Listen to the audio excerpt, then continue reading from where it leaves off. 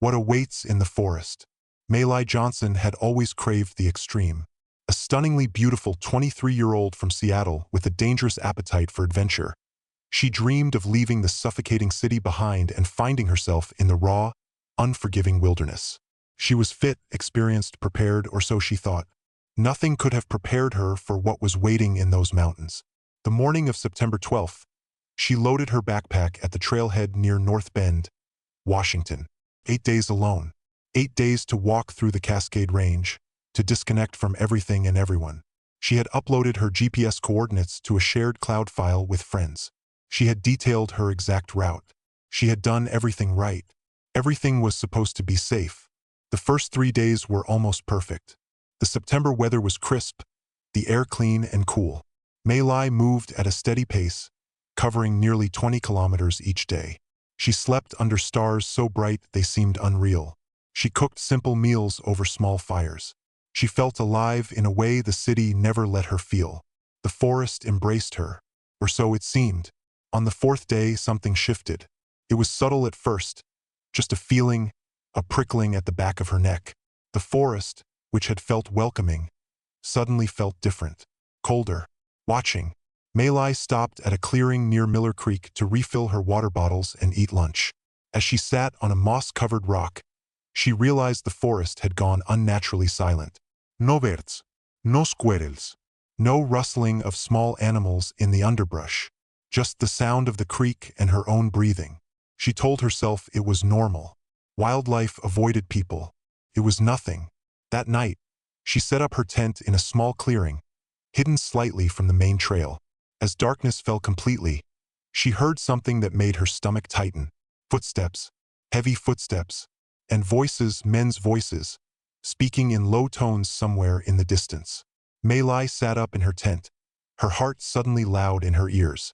She grabbed her bear spray from her pack, just in case. She waited. The voices continued for several minutes, then faded. Maybe other hikers, she told herself. Maybe a search and rescue team doing training exercises. It happens sometimes. She didn't sleep well that night. The next morning, she packed up quickly. Something was wrong. Every instinct screamed it. The air felt charged with something unnamed.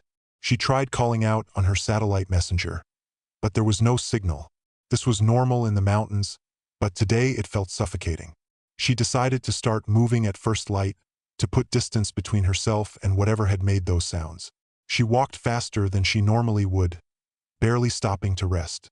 Around midday, she heard them again. Footsteps behind her. When she stopped, they stopped. When she walked, they resumed. Maylie turned around several times, but she saw nothing. The forest behind her was empty, but she could hear them. Definitely human footsteps trying to be quiet but not quite quiet enough. Whoever it was, they weren't very good at tracking. She increased her pace to nearly a jog. Her heart was pounding now, pure adrenaline driving her forward. She was fast.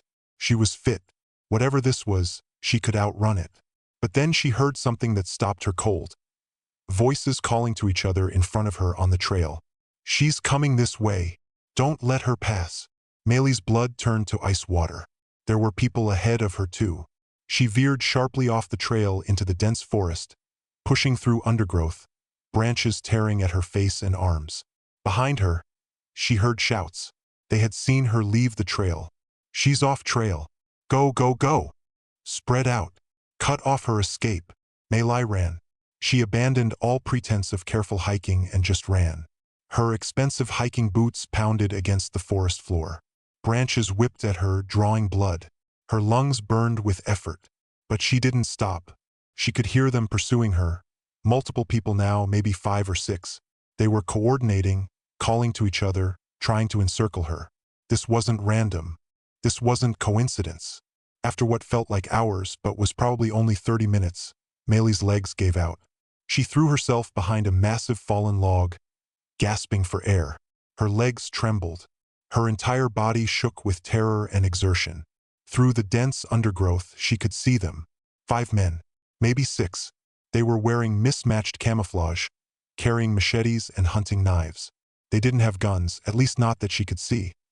But they had radios clipped to their belts, and they moved with the coordination of trained soldiers. One man was tallest, with a thick beard and a nasty scar running down his left cheek.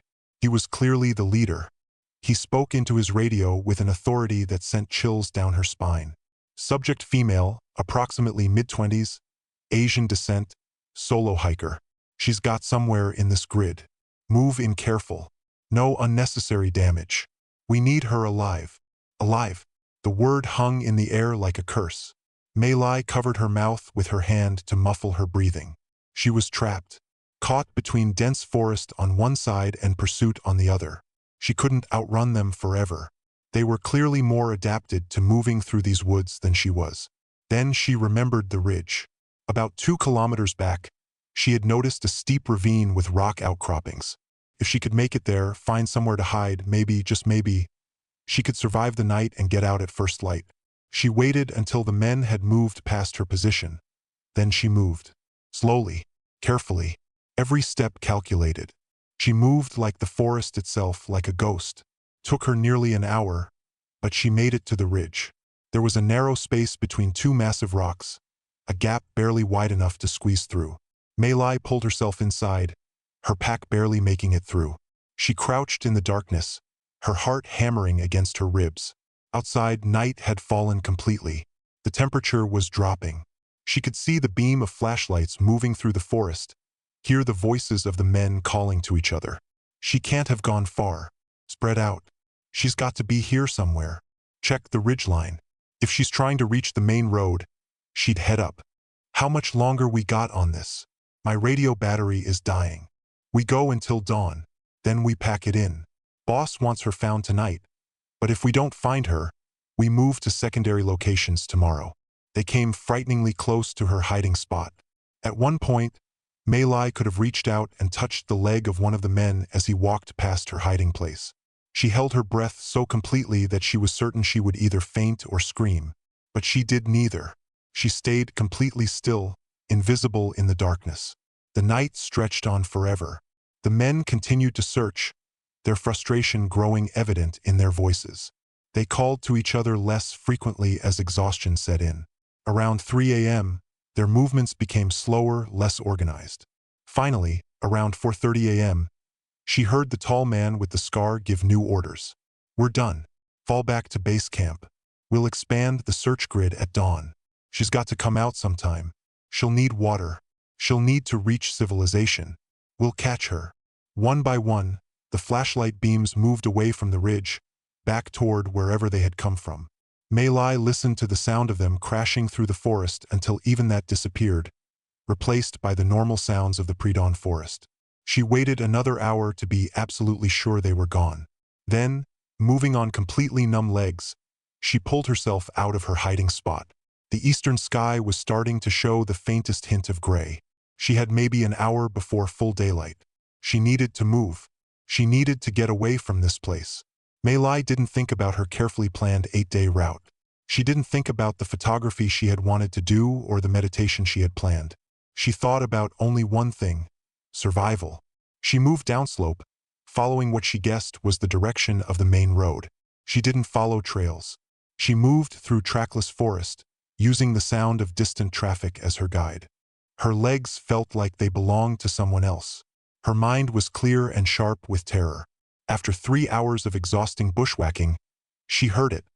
The sound of cars on Highway 2. Maylie burst out of the forest directly onto the shoulder of the highway. A logger's truck was heading north, and she threw herself into the road, waving her arms. The truck screeched to a halt. The driver, a weathered man in his 60s, stared at her in shock. She was bleeding, covered in dirt and leaves, and wild-eyed with fear. "Jesus Christ, what happened to you?" he asked as she climbed into his cab. "Please," she gasped. "Just drive. Please just drive. Take me to the nearest police station. Please." He didn't ask any more questions. He just drove. The police in North Bend found her story deeply concerning. They called the county sheriffs. The sheriffs called the state police. Maylie was taken to a hospital where she was treated for cuts, bruises, and severe shock. She gave her statement multiple times to multiple officers. But when investigators tried to follow up, they hit a wall of confusion. They searched the area she described. They found her abandoned campsite, but they found no evidence of the 5 men. No hidden base camp. No signs of a coordinated hunting operation. They expanded the search. They interviewed other hikers who had been in the area. Nobody had seen anything unusual. Nobody had heard of any suspicious men in the forest. After a week, the investigation stalled. Without more evidence, without witnesses, without even a clear crime that had been committed. Maylie had escaped after all. The authorities had little to go on. They made some official inquiries to nearby military installations, wondering if this might be some kind of classified training exercise. They were politely told this was not the case. Maylie was discharged from the hospital after 10 days. She tried to return to her normal life, but nothing felt normal anymore. She left her apartment to go to grocery stores and would have panic attacks in the parking lot. She would wake up at 3 a.m., absolutely certain she heard men's voices outside her window. 3 months later, while scrolling through internet forums about unexplained phenomena, she found something. A Reddit thread about disappearances in the Cascades. Several people had posted similar stories. Hikers, young, fit, usually traveling alone, who had gone missing in the Washington and Oregon mountains over the past 5 years. Some had been found. Some had not. One post mentioned coordinated hunting parties in the forest. Another mentioned military-style operations in remote areas. A third post was from someone claiming to be a former Army Ranger who said he had been part of training exercises in the Cascades that were never officially acknowledged. Maylie's hands shook as she read. She reached out to the people posting these stories. Within a month, she had connected with 17 other hikers who reported similar experiences in the Pacific Northwest. Some had been chased. Some had been cornered. Some had encountered the same 5 men, or men who fit the same description. Nobody had any answers. The authorities wouldn't investigate further. The military denied everything. But the stories kept coming. Maylie started a blog documenting what had happened to her and to others. She gave interviews. She spoke on podcasts about her experience. Some people believed her. Many didn't. She was called a liar, a fantasist, someone who had manufactured a story for attention. But she knew what she had experienced.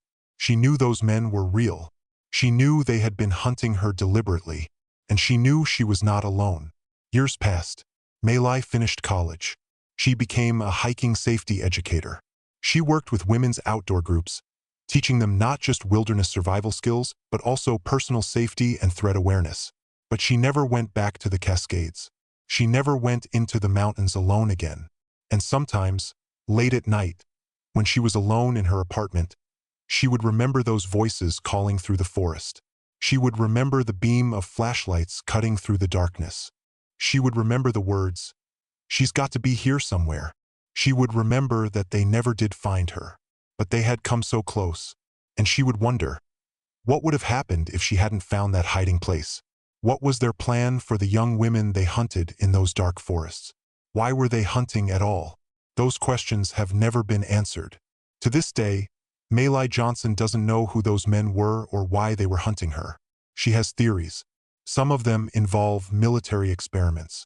Some involve criminal operations. Some are darker still.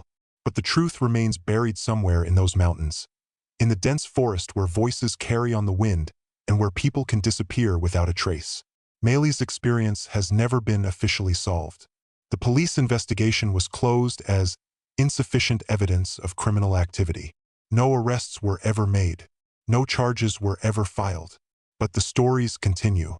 Every year, new hikers report encounters with coordinated groups of men in the Washington and Oregon mountains. Every year, young women go missing. Every year, families are left wondering what happened to their daughters. And somewhere in that vast expanse of forest, 5 men, or men who might be 5 men, continue their work. Hunting, searching, waiting. The mountains keep their secrets. And Maylie Johnson carries hers in the nightmares that still visit her after all these years. She hears the voices. She feels the terror. She relives the moment she realized that the wilderness she loved had become a hunting ground. That's the thing about the forests of the Pacific Northwest that nobody tells you. They're beautiful and dangerous in equal measure. And sometimes they're hunting grounds for things that should never hunt at all. If you ever decide to hike alone in those mountains, remember Maylie's story. Remember that sometimes what you hear in the darkness is very, very real. And remember that the forest has eyes, and those eyes might be looking for you.